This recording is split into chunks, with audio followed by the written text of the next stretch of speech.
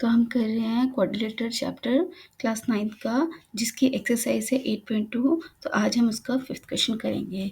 तो क्वेश्चन है हमारा, in a parallelogram A B C D E and F are the mid points of A B and C D respectively shown in the figure.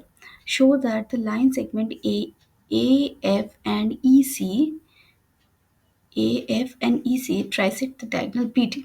ठीक है, तो इसका क्या मतलब है? मतलब ये है कि हमें बोला है कि ई और एफ जो है ये मिड पॉइंट्स हैं इन दोनों के। This is equal to this and this is equal to this. ठीक है, ये हमें गिवन है। और हमें बोला है कि जो लाइन सेगमेंट ये जो हमारा डी पी जो डायगोनल है वो ट्राइसेक्ट है, यानी D P is equal to P Q is equal to Q B. ये हमें प्रूफ करना है। तो हम देख लेते हैं गिवन क्या है हमारा। गिवन दिया हुआ है A B C D is a parallelogram such that E and F are the midpoints of AB and CD respectively। ठीक है, तो इससे हम कह सकते हैं AE is equal to EB and DF is equal to FC। And to prove क्या करना है? टू प्रूव करना है कि show that the line segment A F and E C is trisected by the trisects the diagonal B D. तो इसको simple form में हम क्या लिखेंगे? हम लिखेंगे D B T P is equals to P Q is equal to Q B. हमें basically ये प्रूव करना है। तो प्रूफ शुरू करते हैं। तो यहाँ पर हम देखते हैं, सबसे पहले हम देखेंगे, आप सिर्फ इस कोऑर्डिनेटर को ध्यान दीजिए।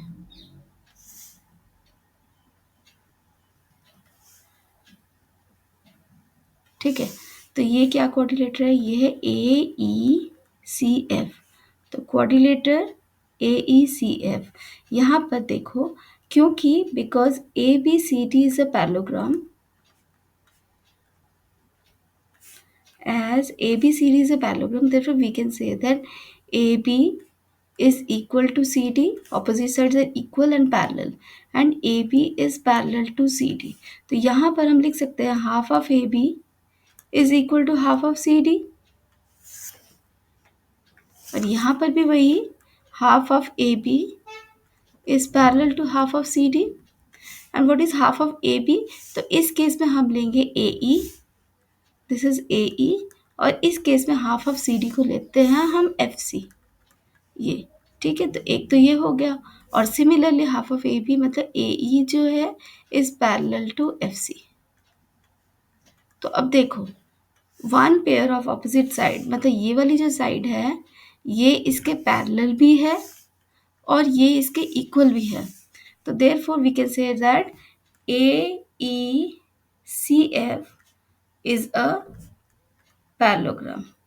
तो यहाँ कोऑर्डिनेटर है, coordinator AECF is a parallelogram. तो इससे हमें पता चल गया कि ये दोनों लाइंस भी पैरेलल है। ठीक है, तो अब मैं ज़रा इसको इरेज कर रही हूँ, ये ताकि ये थोड़ा गंदा दिखता है। इसको सिंप्लीफाई करके, क्योंकि हमें तो कुछ और भी प्रूव करना है। तो अब देखते हैं, अब हम देखेंगे ट्राइंगल APB, मतलब ये ट्राइंगल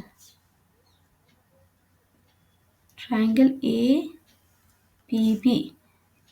ठीक है, और इसको देखो, हमें पता है E is the mid point of AB। ठीक है, तो यहाँ पर देखते हैं हम, in triangle ABP we know that E is the midpoint of AB, and this line EQ and AP, EQ is parallel to AP। अगर ये दोनों लाइंस पैरेलल है तो इनके ये पार्ट्स भी पैरेलल ही होंगे। तो देयरफॉर इससे by using converse of mid point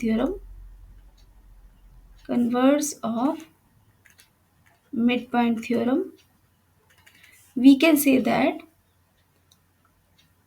this Q is the midpoint of PB।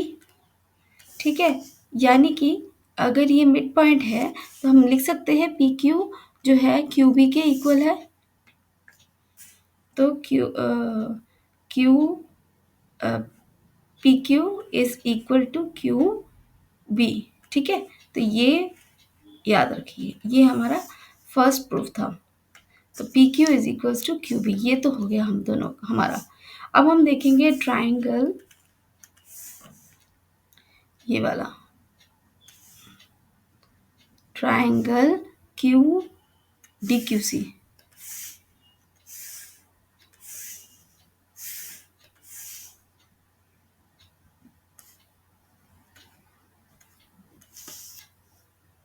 तो मैं इसको यहाँ बना ही लेती हूँ, क्योंकि बार बार तो देखना बड़ा मुश्किल होता है। तो ये हो जाएगा आपका ट्राइंगल डी क्यू सी, और यहाँ पर है आपका P, और ये है आपका F। तो हमें पता है ये this is equal to this, P is the, no sorry, हमें पता है